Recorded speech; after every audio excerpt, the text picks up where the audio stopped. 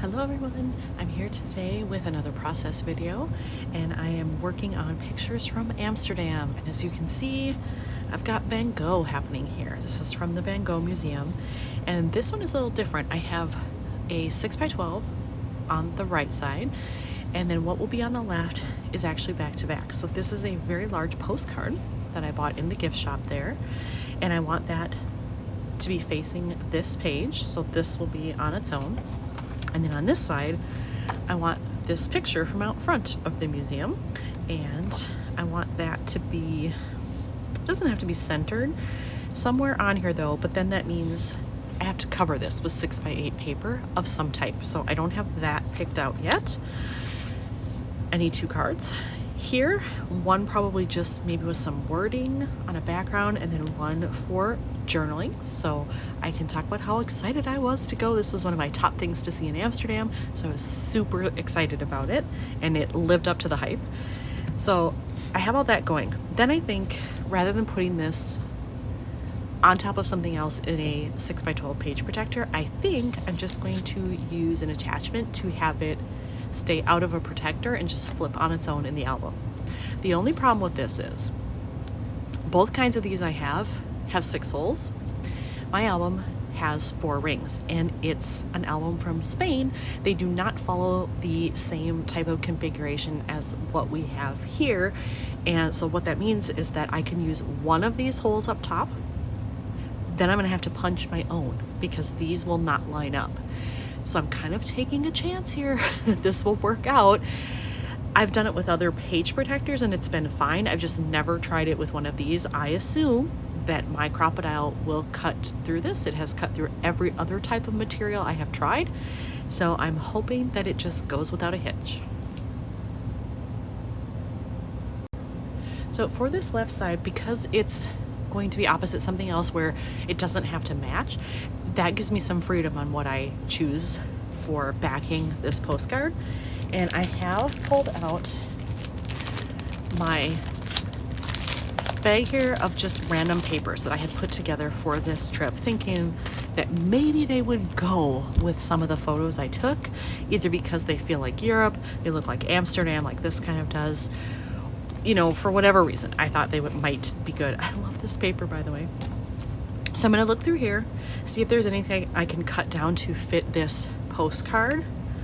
And really, I can go with a lot of different things because this is very gray, little bit of black. There's a neutral sort of tan in the background. It's very neutral. So hopefully I can find something that's going to work with that. Okay, I have some paper choices here. This one I'm actually gonna say right off the bat is a no, but I pulled it because I had it in there and I was trying to make it work because it definitely looks more impressionist, post-impressionist, you know, type thing, closer to Van Gogh's era. But it's too wild for this, even if I were to mat it. However, it made me think that when we were in Lille, France, we went to the art museum there and also saw some impressionist paintings. So I'm wondering if this would work like as a divider for the museum or something. This is the other side. I like this one much better. Now this yellow does make me think Van Gogh on here, but I like this side better. So I think I'm gonna hold that for the photos from Lille, France. But then for this layout, I like both of these brick choices. This one is actually cool because it's sparkly. I don't know if the camera is picking that up well or not, but it is very sparkly. And it's very close to this. So I could certainly just mat that with black strips or white strips or something on the outside of it, and I think it would be fine. And then I could embellish, so I have that. I do also like the white brick. This is a very modern building. This is old school, but I think the whitewashing of it makes it look a little more modern. So I feel like I could probably use it. But then I forgot I had this in there. And this has a very greenish tint to it. So I kind of dig that as well. And same thing, I could do black strips, white strips, something to break that up. But I'm kind of liking the color. And even though it won't face this page, it does work with some of the colors in here. So it would feel like it had continuity. So I'm leaning towards this one, but I'm gonna go off camera, just live with all 3 of them for a little bit longer and then make my choice. decided to go with the green, and so now I have to cut it down the rest of the way to make this work. So I have 6 across, but I had to figure out the length. I thought this was pretty much a 6 by 8. It's not. It's actually slightly shorter, narrower than 6 inches, and longer than 8. It's actually 8 1/4. So I'm glad I measured and didn't just cut willy-nilly thinking it was the right size, because it's not.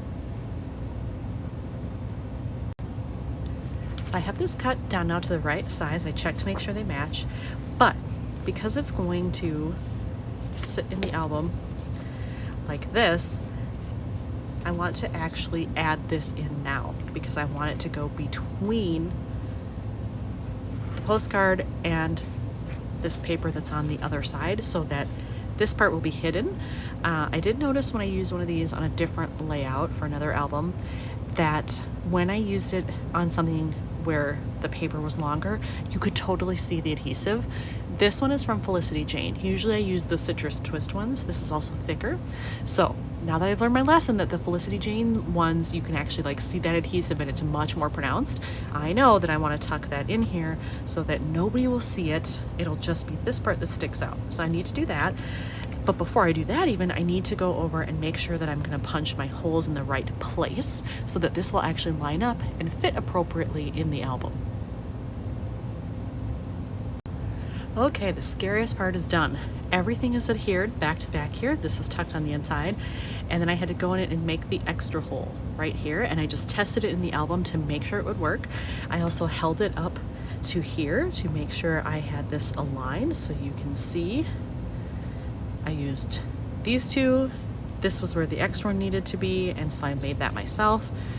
And whew, now that's done and it'll work. So don't know that I'll do anything to this, but I need to find cards for here, and I have to work on this side.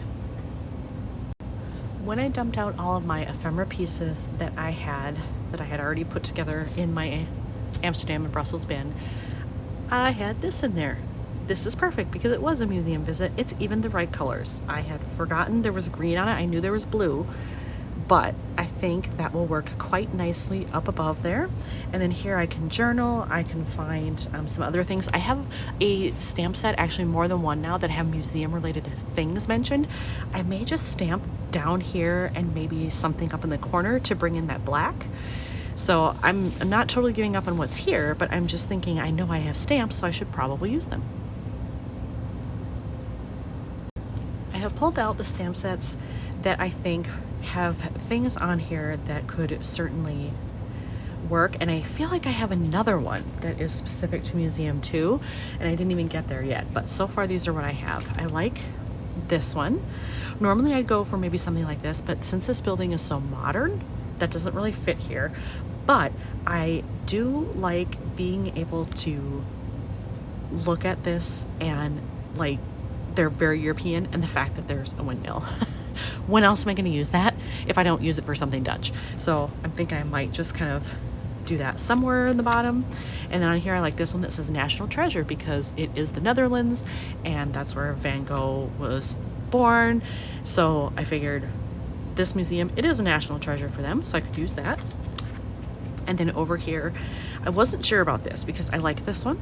I like that this is in a frame, so it's clear it's an art gallery, but then I also like this one that says art and culture. So I think I might just mess around with those. I also like this one that says museum wandering, but I think I'm gonna use that on a subsequent layout because I already have museum visit, but I think I can definitely do some stacking and clustering with those, so we'll just see how it goes. I have done all of my stamping there and I love the way that looks. I do think it's a little blank though, so I want to look for probably like a large blue to match this, like a large blue star, maybe a heart, maybe an asterisk, something like that. I know I have all of them. I have chipboard and puffy sticker options, I believe, so I will look for that. But I also wanted to mention that all 3 of these stamp sets are from Paper Person.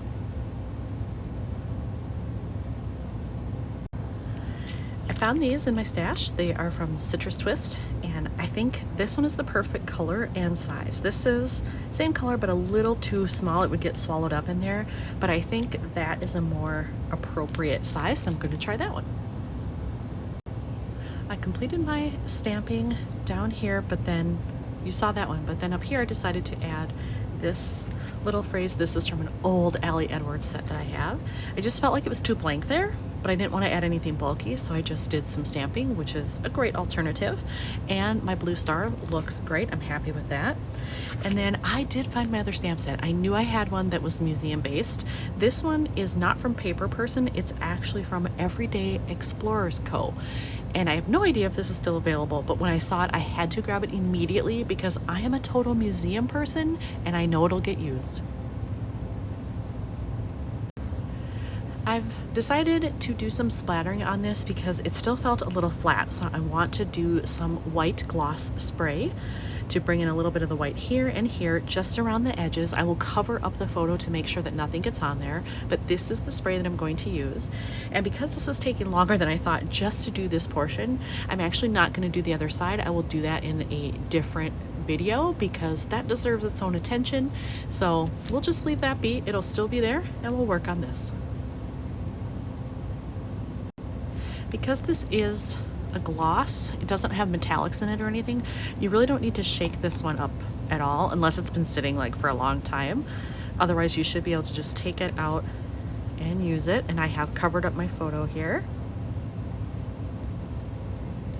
And this is one of the few white inks I have found that shows up on any kind of background, doesn't matter the color. I'm actually just going to cheat a little bit and go like this to make sure I get some dots all over the place so they're not just centered in one area. And I can see I got some down there, and then I've got some here, maybe one in the corner, very small. Let's turn it this way, get it better. There we go.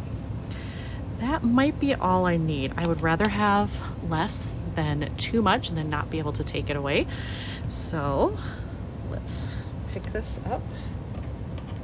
I can get it out of the box, take that off and see what I think. Hopefully the camera's showing the white dots there. I think that's enough. It's pretty subtle, but it's enough. And so, you know what, actually, I think this one is done. I don't think I need to do anything else. So here's another one completed for Amsterdam. Thanks for watching.